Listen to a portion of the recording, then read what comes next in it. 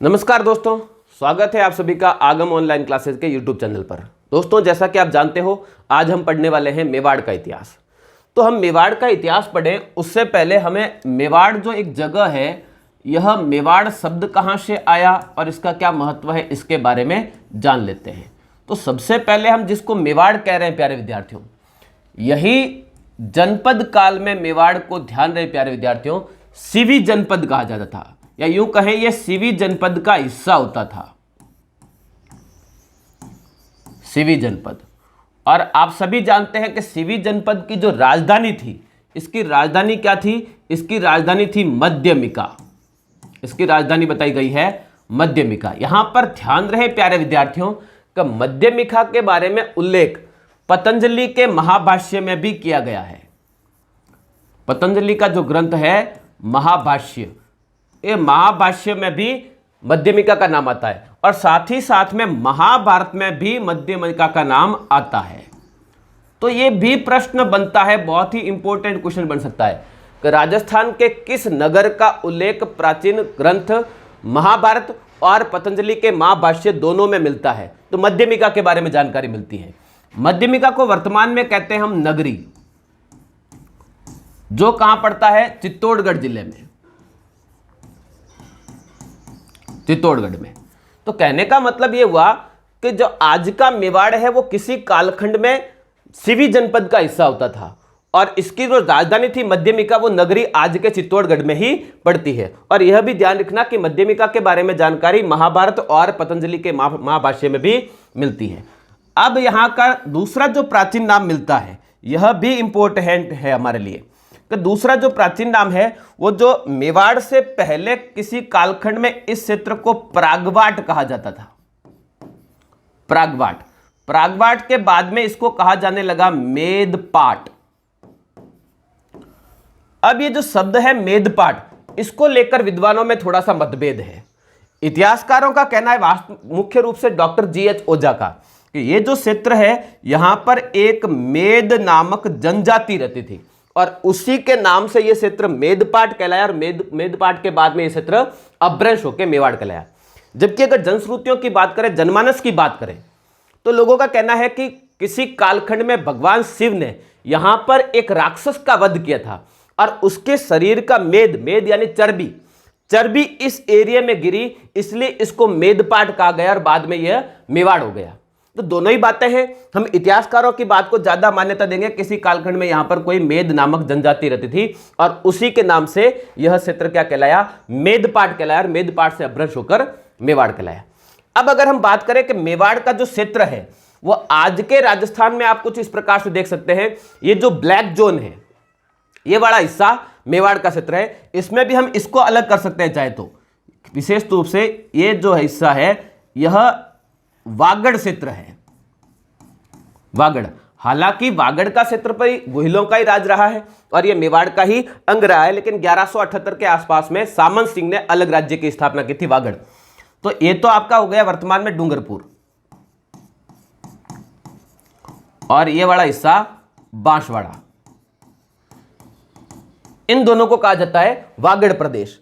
और बाकी जो हिस्सा है, जैसे ये का बात करें हम, उदयपुर,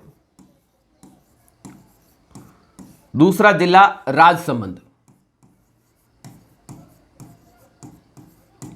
तीसरा भीलवाड़ा, चौथा चित्तौड़गढ़,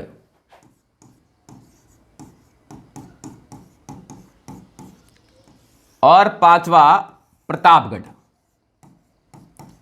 ये आज के 5 जिले एग्जैक्टली, अगर स्वतंत्रता के समय भी बात करें तो ये वाला हिस्सा मेवाड़ क्षेत्र में आता था। हालांकि प्रतापगढ़ एक अलग रियासत थी उस कालखंड में।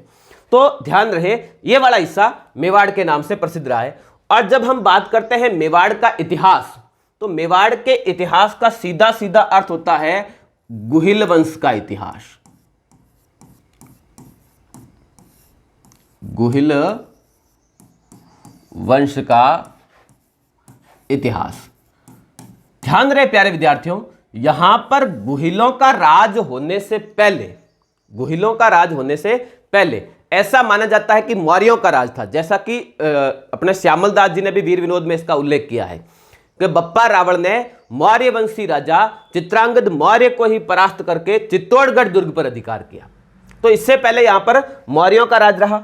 मौर्यों का राजस्थान में और भी जगह उल्लेख मिलता है। जैसे अगर हम कुंभलगढ़ दुर्ग की भी बात करें तो कुंभलगढ़ दुर्ग का वर्तमान स्वरूप महाराणा कुंभा ने दिया, ये बात ठीक है, लेकिन कुंभलगढ़ दुर्ग पहले से था, कुंभा ने पुनर्निर्माण करवाया है। और पहले से जो उसका अस्तित्व था, ऐसा माना जाता है कि सम्राट अशोक का जो पोता था संप्रति, उसने एक दुर्ग का निर्माण करवाया और उसी के खंडरों पर कुंभलगढ़ दुर्ग का निर्माण कुंभा ने वापस करवाया है। तो इसमें कोई डाउट नहीं है कि इस एरिया में मौर्यों का किसी कालखंड में शासन रहा था। मौर्यों से पहले मालवों का शासन रहा था, क्योंकि चित्तौड़गढ़ के आसपास, मध्यमिका के आसपास मालव गणराज्य लिखे हुए सिक्के प्राप्त हो रहे हैं। उससे पहले अगर हम बात करें महाभारत काल में या रामायण काल में, तो यहां पर कोई विशेष जानकारी नहीं मिलती है। ठीक है, महर्षि वाल्मीकि के बारे में जानकारी मिलती है कि महर्षि वाल्मीकि का आश्रम इसी एरिया में होता था और लव कुश का जन्म यही हुआ। और महाभारत काल में तो सिवी जनपद के रूप में यह अस्तित्व में था ही। तो यह एरिया काफी प्राचीन रहा है। लेकिन मुख्यतः यहां पर किस वंश का राज रहा? मुख्यतः यहां पर गुहिल वंश का राज रहा। तो जब हम बात करते हैं कि हमें मेवाड़ का इतिहास पढ़ना है, इसका सीधा सा अर्थ होता है कि हमें किसका? गुहिल वंश का इतिहास पढ़ना है। इसका साफ साफ और सीधा अर्थ इतना ही होता है। तो हम उसी वंश का इतिहास पढ़ेंगे। तो मेवाड़ का इतिहास यानी गुहिल वंश का इतिहास।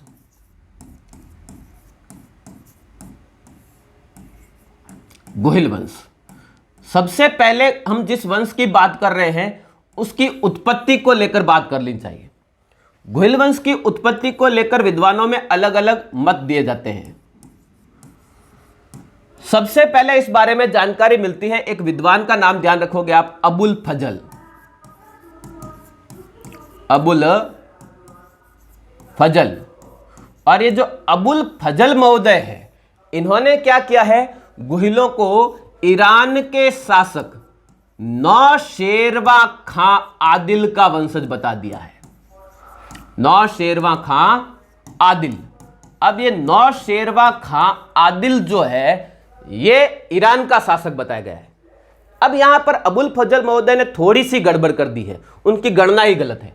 पहले तो उन्होंने क्या कर लिया? गुहिल वंश का संस्थापक ही बप्पा रावल को मान लिया, जबकि गुहिल वंश का संस्थापक बप्पा रावल नहीं है। बप्पा रावल से पहले इस वंश की स्थापना हुई है। इस वंश का स्थापना की है गुहादित्य ने।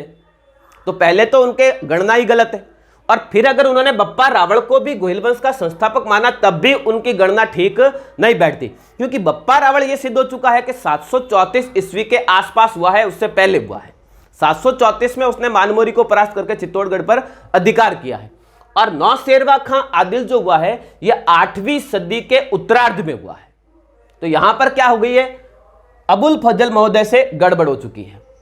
अब अगर बात करें कि एक इतिहासकार है डॉक्टर भंडारकर। डॉक्टर भंडारकर ने गुहिलों को क्या माना है? डॉक्टर भंडारकर ने गुहिलों को नागर वंशीय ब्राह्मण माना है।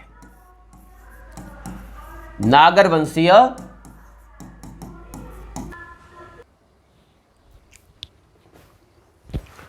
तो डॉक्टर भंडारकर महोदय ने क्या किया है? गुहिलों को नागर वंशीय ब्राह्मण बताया है। ऐसा क्यों हुआ? तो गुहिल वंश की उत्पत्ति को लेकर थोड़ा सा विद्वानों में क्या हो जाता है? मतभेद हो जाता है कि एक्चुअल में बताया जा रहा है कि गुहिल जो है वो आपके गुजरात में एक जगह है आनंद नगर। आनंद नगर कहां पड़ता है? वल्लभी में। और गुजरात के आनंद नगर में डॉक्टर भंडारकर का कहना है कि देवदत्त नाम का एक ब्राह्मण था, उसके एक सुमति नाम की पुत्री थी, वो विधवा हो गई थी और उसके एक पुत्र हो गया था। किस विधि से हुआ? जैसे महाभारत में कर्ण हुआ था कुंती के पुत्र, एक बीज मंत्र के माध्यम से। तो बीज मंत्र के माध्यम से सूर्य देव की कृपा से एक पुत्र की प्राप्ति हो गई। लेकिन समस्या यह हो गई कि वो विधवा थी और पुत्र हुआ, तो ब्राह्मण ने क्या किया? लोक लज्जा के कारण उस कन्या को क्या कर दिया? जंगलों में छोड़ दिया। और उसी कन्या से क्या हुआ? एक पुत्र हुआ जिसका नाम रखा गया शीलादित्य, और उसी का पुत्र था गुहादित्य। और इस प्रकार से ये गुहिल वंश की स्थापना होती है। तो ये कहानी कौन बता रहे हैं? डॉक्टर भंडारकर बता रहे हैं। जबकि गुहिल स्वयं अपने आप को क्या मानते हैं? या यूं कहें कि हमारा जो नैणसिरी ख्यात है, वो नैणसिरी ख्यात में गुहिलों को क्या बताया गया है? तो इनको सूर्यवंशी बताया गया है। सूर्यवंशी बताया गया है। सूर्यवंशी का सीधा सीधा अर्थ होता है राम के बड़े पुत्र कुश के वंशज, कुश के वंशज, ये सीधा सीधा अर्थ होता है। गोहिल भी अपने आप को कुश का ही वंशज मानते हैं, नैणसी ने भी कुश का वंशज बताया है, और लोक मान्यता भी यही है कि गोहिल जो है ये सूर्यवंशी है। तो हमें तीनों बातों को ध्यान रखना है कि अबुल फजल ने नौशेरवां खां आदिल का वंशज बताया, डॉक्टर भंडारकर ने नागर वंशीय ब्राह्मण बताया, और नैणसी ने इनको सूर्यवंशी बताया है। अब अगर बात करें प्यारे विद्यार्थियों गोहिल वंश की, गोहिल वंश, तो ध्यान रहे यह राजवंश दुनिया का सबसे प्राचीनतम राजवंश है, विश्व का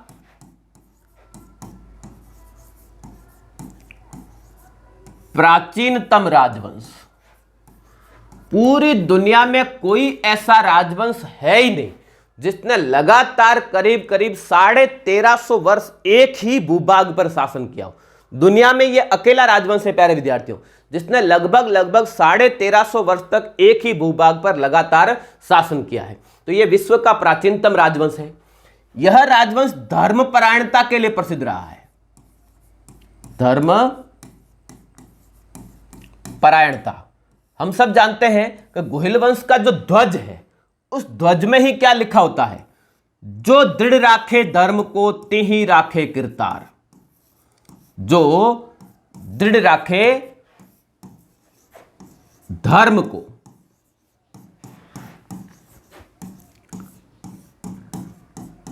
तिहि राखे करतार। इसका सीधा सा अर्थ होता है कि जो धर्म पर अडिग रहते हैं ईश्वर भी केवल उन्हीं की सहायता करते हैं। तो ये राजवंश हमेशा ही धर्मपरायणता के लिए प्रसिद्ध रहा है। दूसरा, ये राजवंश स्वतंत्रता प्रियता के लिए प्रसिद्ध रहा है, स्वतंत्रता प्रियता के लिए प्रसिद्ध रहा है।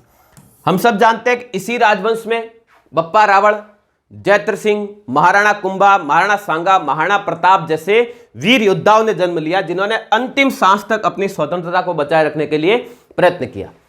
और देखा जाए तो जो अमर सिंह के काल में भी संधि हुई थी, उस संधि की पहली शर्त तो यही थी कि राणा कभी भी मुगल दरबार में उपस्थित नहीं हो गए।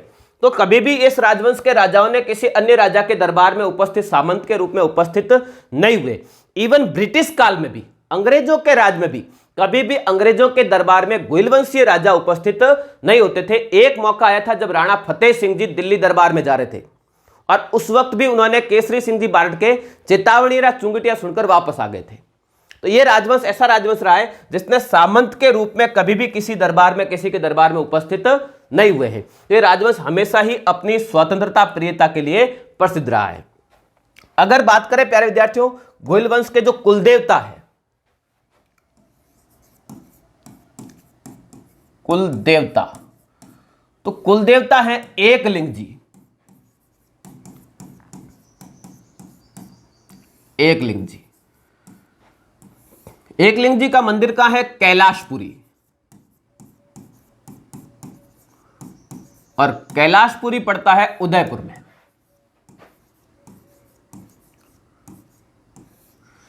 एकलिंग जी शंकर भगवान, और ये इस बात का भी प्रमाण है कि मेवाड़ में किसी कालखंड में नाथ संप्रदाय का भी प्रभाव रहा था, हरित ऋषि से ताल्लुकात रहा है इनका, हम आगे बात करेंगे। एकलिंग जी न केवल मेवाड़ के कुलदेवता हैं बल्कि मेवाड़ के वास्तविक शासक भी यही हैं। वास्तविक शासक, मेवाड़ के राजा कभी भी स्वयं को राजा नहीं कहते थे, अपने आप को वो एकलिंग जी का दीवान कहते थे, बल्कि मेवाड़ के राजा तो किसको मानते थे? एकलिंग जी को मानते थे। और इसीलिए मेवाड़ के शासक जब भी कोई निर्णय लेते थे वो एकलिंग जी के नाम से होता था। जो भी आदेश जारी होते थे, जो भी कानूनी कार्यवाही होती थी, वो सब कुछ एकलिंग जी के नाम से ही होता था। और जब भी ये युद्ध पे जाते थे या मेवाड़ की सीमाओं से बाहर जाते थे उस वक्त एकलिंग जी की आज्ञा लेते थे, जिसे कहते थे आस का लेना, आस का लेना। इसका सामान्य सा अर्थ होता है आज्ञा लेना, आज्ञा लेना। आस का लेना, आज्ञा लेना। आस का से तात्पर्य देखो दो अर्थ होते हैं, एक तो होती है बबूत, जो सिर्फ धुने में होती है, उसको आस्का कहते हैं।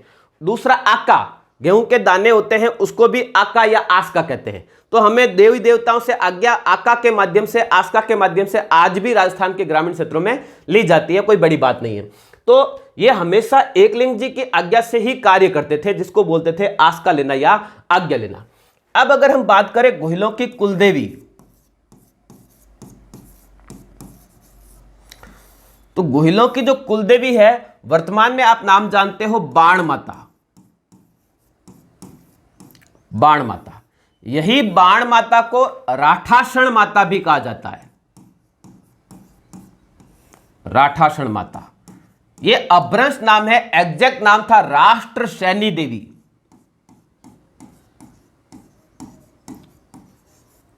राष्ट्र सैनी देवी। हम आगे बात करेंगे कि राष्ट्र सैनी देवी के आशीर्वाद से ही बप्पा रावल को राज्य मिला था। तो राष्ट्र सैनी देवी अभ्रंश होकर राठाषण माता, और राठाषण माता को वर्तमान में हम कहते हैं बाण माता। और इनका जो मुख्य मंदिर है, वो मुख्य मंदिर बना हुआ है चित्तौड़गढ़ में। वैसे तो अन्य स्थानों पर भी मंदिर है, गोइलों की राजधानी बदलती रही है। चित्तौड़गढ़ में इनका मेन मंदिर है। बाकी उदयपुर में भी मंदिर है, राजसमंद में भी मंदिर है, नागदा में भी मंदिर है, अलग अलग स्थानों पर मंदिर बने हुए हैं। मुख्य मंदिर पाठ स्थान माता माना जाता है चित्तौड़गढ़ वाला। तो गोहिलों के कुलदेवता एकलिंग जी कुलदेवी है बाण माता। अब अगर बात करें गोहिल वंश की स्थापना या संस्थापक की, तो गोहिल वंश का जो संस्थापक है उनका नाम है गुहादित्य। गुहादित्य, इन्होंने 566 ईस्वी में माना जाता है गोहिल वंश की स्थापना की थी। अब गुहादित्य कौन थे? तो इनके पिता का नाम बताया गया है शीलादित्य,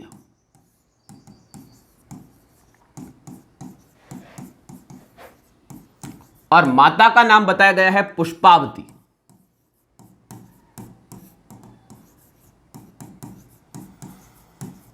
अब यहां पर थोड़ी सी ध्यान देने वाली बात है, जैसा कि डॉक्टर भंडारकर ने बताया है कि गोहिल नागर वंशीय ब्राह्मणों के वंशज है, और उनका कहना है कि ये जो शीलादित्य है, ये शीलादित्य एक ब्राह्मण कन्या का पुत्र है जो सूर्य के आशीर्वाद से पैदा हुआ था।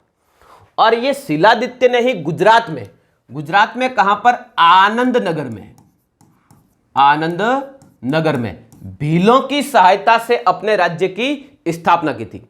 लेकिन 6ठी सदी में बता रहे हैं कि यहां पर क्या हो गया, कोई विदेशी आक्रमण हो गया जिसमें शीलादित्य का पूरा परिवार ही, पूरा वंश ही नष्ट हो गया था।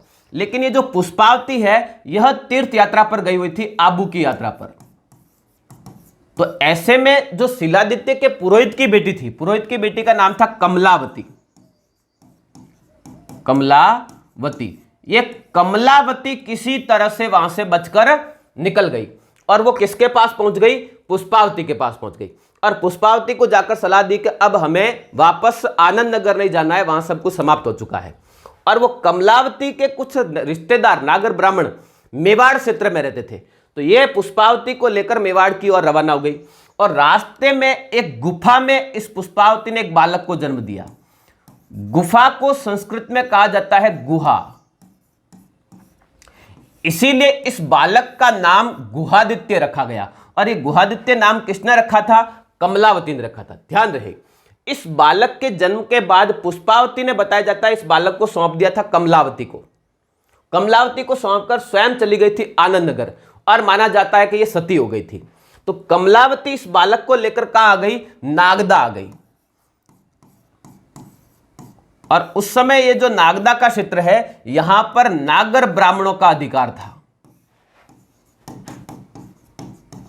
इनके पास लेके आ गई, और इन्होंने ही इस बालक को संरक्षण दिया। और इसी गुहादित्य ने क्या किया? 566 ईस्वी में गोहिल वंश की स्थापना की। तो यहां पर ध्यान रखना, गोहिल वंश का संस्थापक कौन है? गुहादित्य है, या गोहिलों का आदि पुरुष कौन है? गुहादित्य है। और इसी के नाम से यह वंश क्या कहलाया? गोहिल वंश कहलाया। अब गुहादित्य के बाद में यहां पर कौन शासक हुए? तो गुहादित्य के बाद में अलग अलग नाम मिलते हैं। एक नाम मिलता है शील के बाद में एक नाम मिलता है अपराजित।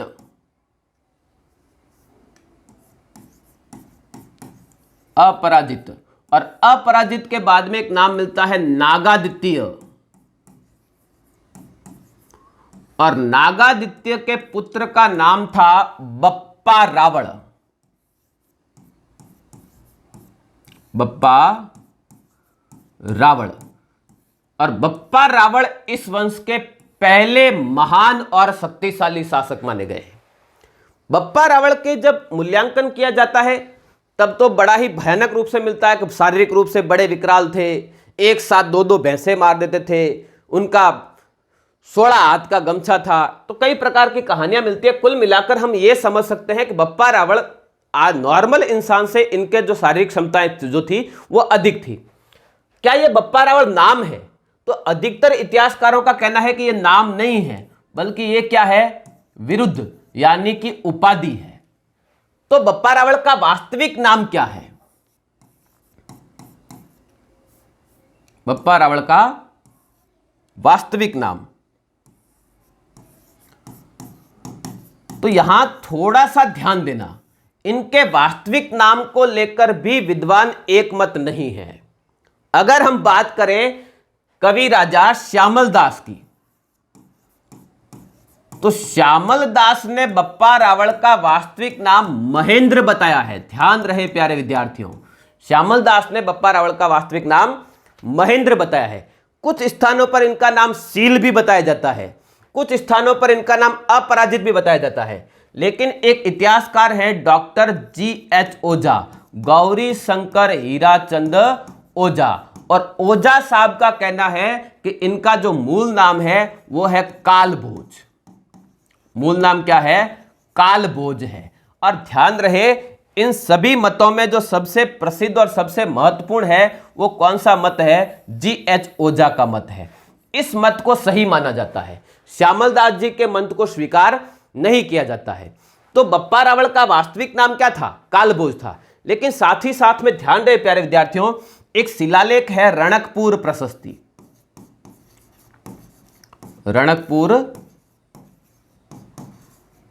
प्रशस्ति, रणकपुर प्रशस्ति में बप्पा रावण और कालभोज को दो अलग अलग व्यक्ति बताया गया है। इस संभावना से नकारा नहीं जा सकता, क्योंकि बप्पा रावण के बाद में अगर हम देखें तो करीब करीब 300 साल तक मेवाड़ का जो काल है उसको रासकाल या अंधकार काल कहते हैं।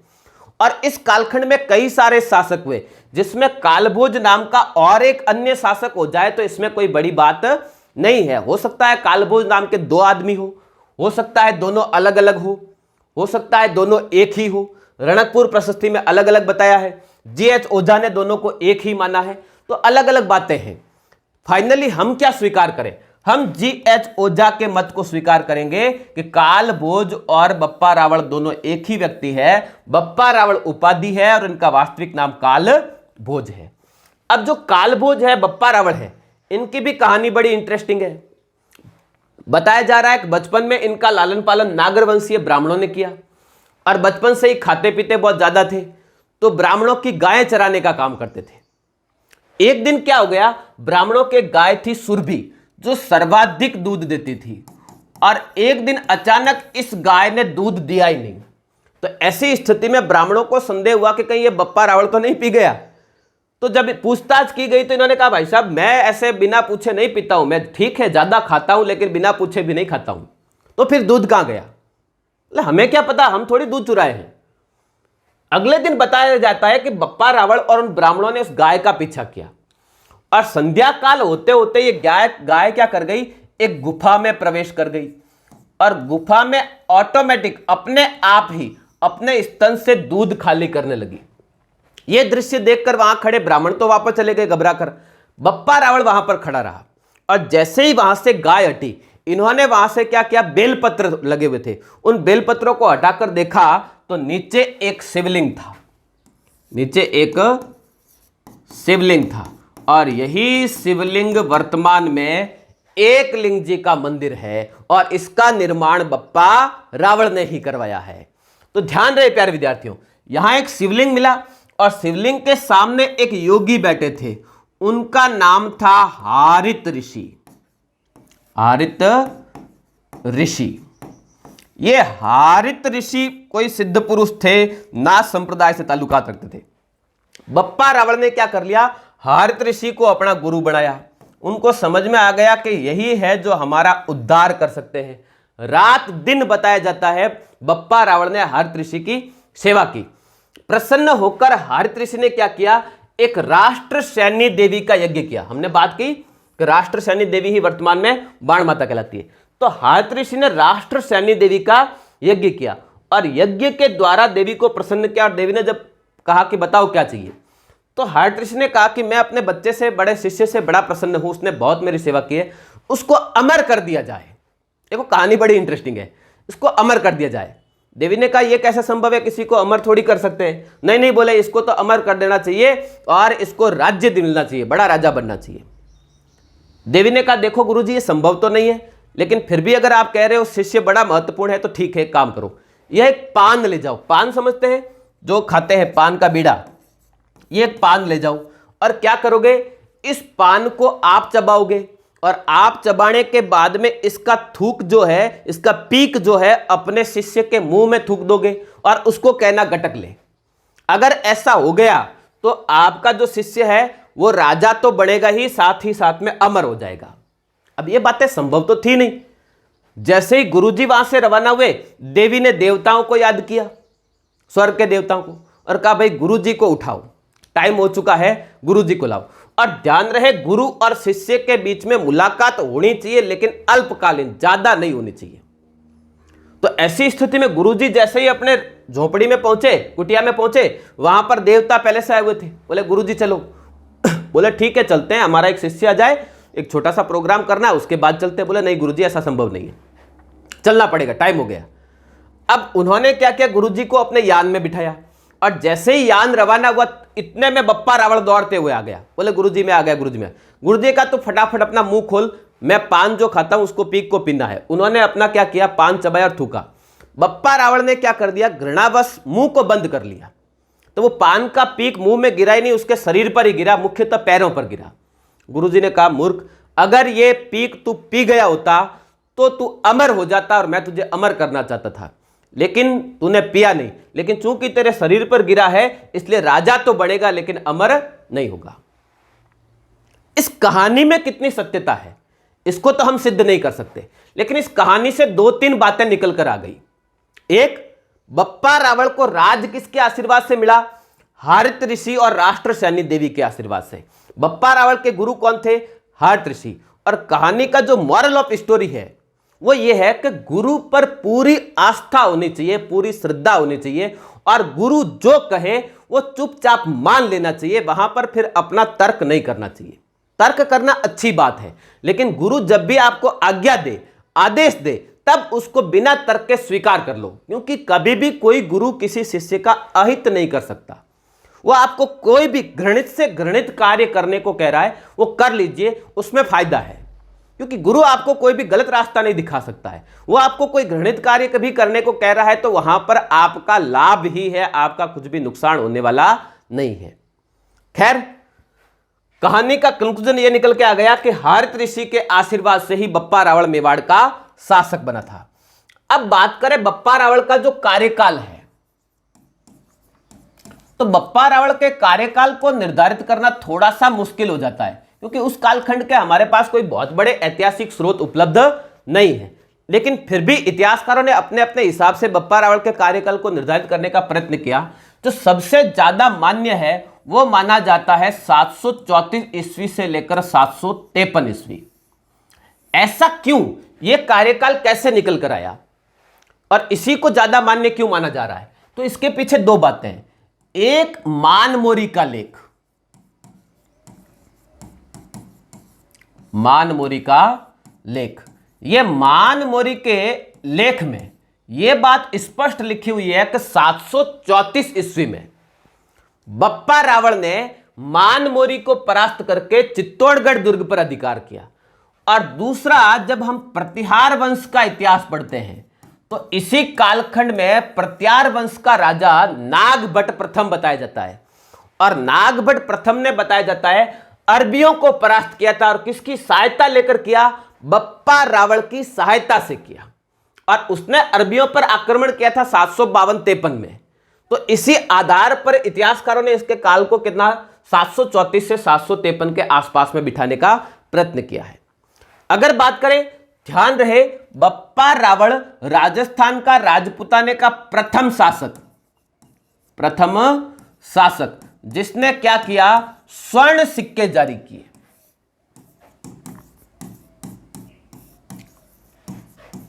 स्वर्ण सिक्के जारी करने वाला राजपूताने का पहला शासक बप्पा रावल को ही माना जाता है। इनके जो सिक्के हैं वो 115 ग्रेन का सिक्का है, 115 ग्रेन सोने के सिक्के हैं। इसके एक तरफ क्या बने हुए हैं, त्रिशूल और नंदी बना हुआ है, दूसरी तरफ सूर्य बना हुआ है, और दूसरा उसके ऊपर नाम लिखा हुआ है बप्प और वाष्प, ऐसे नाम मिले हैं। तो इन्हीं आधार पर हमने ये माना कि ये जो सिक्का है ये बप्पा रावल का ही सिक्का है। तो राजपूताने का पहला राजपूत राजा जिसने क्या किया, स्वर्ण सिक्के जारी किए, कौन था, बप्पा रावल था। बप्पा रावल ने बताया जाता है कि इनकी जो मुख्यतः राजधानी थी, बप्पा रावल की राजधानी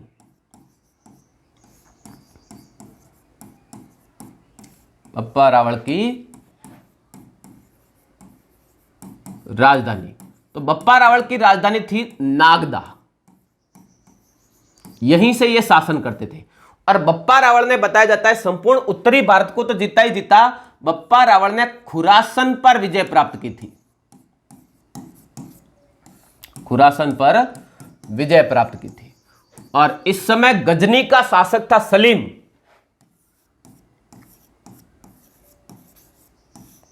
गजनी के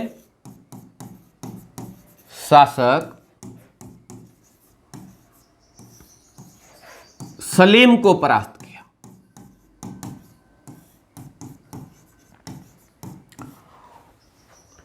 पाकिस्तान में आज भी एक जगह है रावलपिंडी, रावलपिंडी, और ऐसा माना जाता है कि ये रावलपिंडी नगर की स्थापना बप्पा रावल ने ही की थी, ऐसी भी मान्यता है।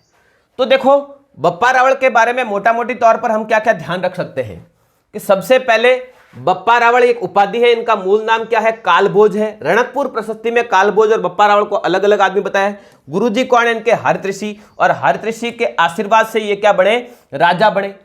मानमोरी के लेख के अनुसार इन्होंने 734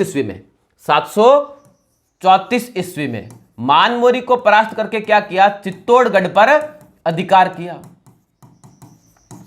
चित्तौड़गढ़ पर अधिकार किया। इनके समकालीन प्रत्यार शासक कौन था, प्रत्यार शासक था नागभट्ट प्रथम। इसके साथ मिलकर अरबियों को परास्त किया। बप्पा रावल ने 115 ग्रेन का एक स्वर्ण सिक्का भी जारी किया था। ईरान के अपने गजनी के शासक सलीम को परास्त किया, रावलपिंडी नगर की स्थापना की, और क्या किया, एकलिंग जी के मंदिर का निर्माण करवाया। एकलिंग जी के मंदिर का निर्माण करवाया, और एकलिंग जी को मेवाड़ का वास्तविक शासक घोषित किया, और स्वयं को एकलिंग जी का क्या घोषित कर दिया, दीवान घोषित कर दिया। इसीलिए क्या कहा जाता है, मेवाड़ के शासकों को एकलिंग दीवान कहा जाता है। दीवान का मतलब प्रधानमंत्री। तो इनका कहना है कि मेवाड़ के शासक तो कौन है, एकलिंग जी, हम उनके क्या है, प्रधानमंत्री हैं। तो इन्होंने क्या घोषित किया, स्वयं को एकलिंग जी का दीवान घोषित किया। यहां पर भी इंपॉर्टेंट है, ध्यान दें। आगे अगर बात करें तो बप्पा रावल का मूल्यांकन करते हुए एक इतिहासकार हैं डॉक्टर सी.वी. वैद। ये सी.वी. वैद ने बप्पा रावल की तुलना चार्ल्स मॉर्टल से की है। चार्ल्स मॉर्टल कौन था, एक फ्रांसीसी सेनापति था, फ्रांसीसी सेना नायक था। इससे तुलना की है, किसने की है, इतिहासकार डॉक्टर सी.वी. वैद ने की है। बप्पा रावल की उपाधियों की अगर बात करें तो एक तो बप्पा रावल स्वयं ही अपने आप में क्या है, एक उपाधि है। उसके अलावा बप्पा रावल ने हिंदुआ सूरज, जो बाद में सभी गोइलों राजाओं को कहा जाता है, हिंदुआ सूरज। राजगुरु, राजगुरु भी ध्यान रखना बप्पा रावल की उपाधि थी। इसके अलावा अच्छा यही उपाधि महाराणा कुंभा की भी थी, ध्यान रहे। इसके अलावा चकवे, चकवे, ये सब बप्पा रावल के क्या थे, उपाधियां थी। बप्पा रावल ने क्या किया था, बप्पा रावल ने अपने जीवन के अंतिम क्षणों में संन्यास लेकर क्या कर ली थी, समाधि ले ली थी। तो इनकी समाधि कहां बनी हुई है, नागदा में बनी हुई है, जिसको बप्पा रावल ही कहा जाता है या बप्पा रावल की समाधि कहा जाता है। तो एक महान शासक था जिसने एक्चुअल में देखा जाए तो गुहिल वंश को वास्तविक रूप से स्थापित किया। इसीलिए बप्पा रावल को गुहिल वंश का वास्तविक संस्थापक कहा जाता है। गुहिल वंश का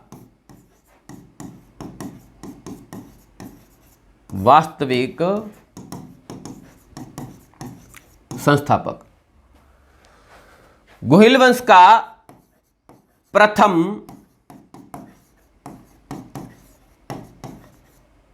ऐतिहासिक पुरुष भी कहा जाता है बप्पा रावल को। गुहिलों की ध्यान रहे कुल 24 शाखाएं हैं, हम आगे बात करेंगे। मूर्णोत नयन श्री ख्यात में गुहिलों की 24 शाखाएं बताई गई है, जिनमें सबसे महत्वपूर्ण जो शाखा रही वो मेवाड़ और वागड़ की शाखा रही। तो हम इस क्लास में इसी के इतिहास को अब आगे से क्रमिक रूप से पढ़ेंगे। आज के लिए इतना ही, मिलते हैं वापस, तब तक के लिए धन्यवाद।